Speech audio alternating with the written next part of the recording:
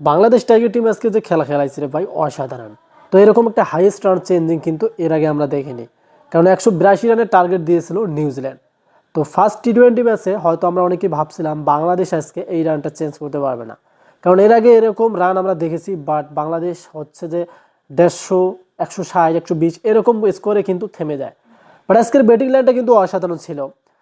প্রত্যেকটা ব্যাটিং তারা কিন্তু রান পেয়েছে। মনে করেন যে সব থেকে জুটিটা যে রানটা চেঞ্জিং করে দিয়েছে সেটা হচ্ছে আপনার তাওহিদ হৃদয় এবং ইমন। তো ওই সময় কিন্তু যে খেলাটা তারা খেলছে, খুব কম বল খেলছে তারা, দেন রানটা কিন্তু তারা ভালোই উঠাইছে। এবং শেষের দিকে যে একটা আমরা দেখলাম যে ফিনিশিং, আসলে শামীম পাটোয়ারিকে যে ফিনিশিংয়ে রাখা হয়, তো এ কারণেই রাখা হয়।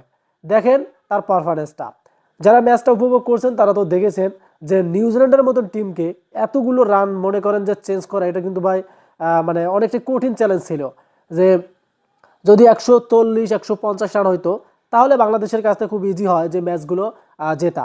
বাট যেখানে 183 রান, এটা কিন্তু একটা আইপিএলের স্কোর আপনারা ধরতে পারেন।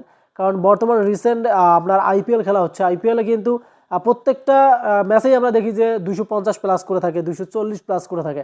তো এখানে আইপিএলের মতোই একটা রান, 182 রান টার্গেট দিয়েছে বাংলাদেশকে। তো এরকম একটা হাইস্ট রান কিন্তু বাংলাদেশ ফার্স্ট অফ অল এটা চেঞ্জিং করলো, এবং তাও নিউজিল্যান্ডের বিপক্ষে।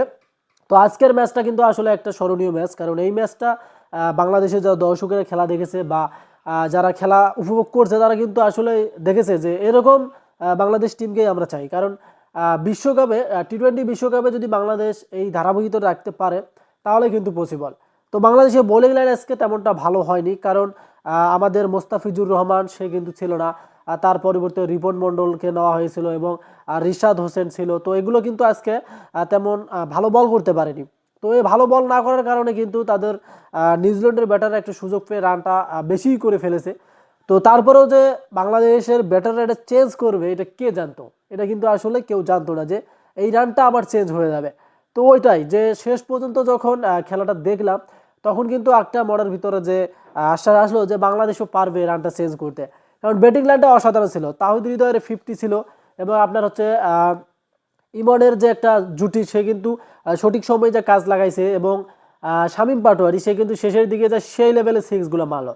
এবং মানে প্রথমের দিক দিয়ে আমরা সাইফ হাসানের কাছ থেকে যেটা আশা করছিলাম সেটা সে দিতে পারেনি, তানজিদ তামিম সেও পারেনি। তো লিটন দাস সে একটু চেষ্টা করছিল, যদিও তারা ওই রকম রানটা করতে পারেনি, বাট বল তেমন কিন্তু মানে ডট দেয়নি, রান একটু হলেও উঠাইছে। তো ওই ধারাবাহিকতার ক্ষেত্রে কিন্তু তাহিদ হৃদয়ের রানটা খুবই গুরুত্বপূর্ণ ম্যাচে, কারণ তার 50টাই কিন্তু বাংলাদেশের ম্যাচটাকে ঘুরিয়ে দিয়েছে।